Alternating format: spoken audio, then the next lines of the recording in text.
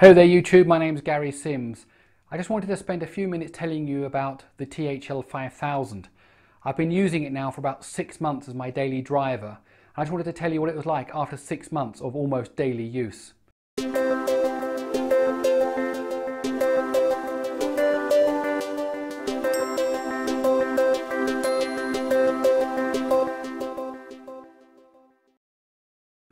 Just a quick recap, the THL 5000 has a 5-inch full HD display. It comes with a 2 GHz MediaTek octa-core processor. There's 2 gigs of RAM, 16 gigs of internal storage plus space for an SD card slot.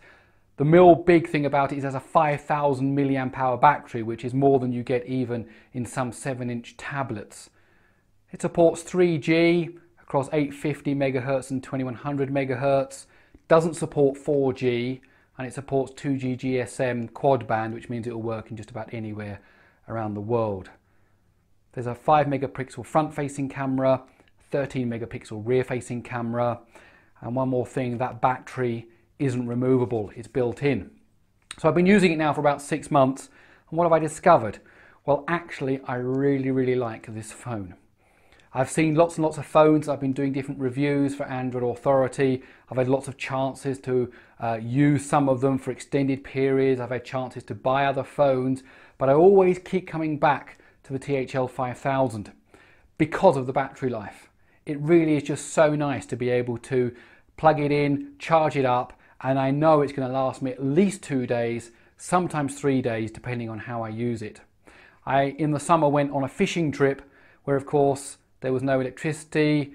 We had a generator. I could have used that, I suppose, but I just brought a battery backup pack with me. We were away for about 7 days, and if I was careful with the use, turned off the data, turned off Wi-Fi, turned off Bluetooth, turned off GPS and so on, I was able to get 4 or 5 days of battery use out of the THL 5000. I then recharged it with the spare battery backup fuel cell that I had, and then I got the rest of the days that I needed out of it. Absolutely fantastic. You couldn't do that with other phones. One problem has occurred. After 6 months of usage, now the battery is a little bit difficult to charge. Beforehand, I would just plug it in like any other smartphone. Didn't matter whether it was at 20% or 70%.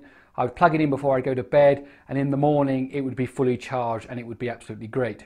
However, in the last few weeks, it's developed a problem where if you plug it in, the red light comes on, the symbol shows that it's charging, and then after about 10-15 seconds, it turns off again and stops charging.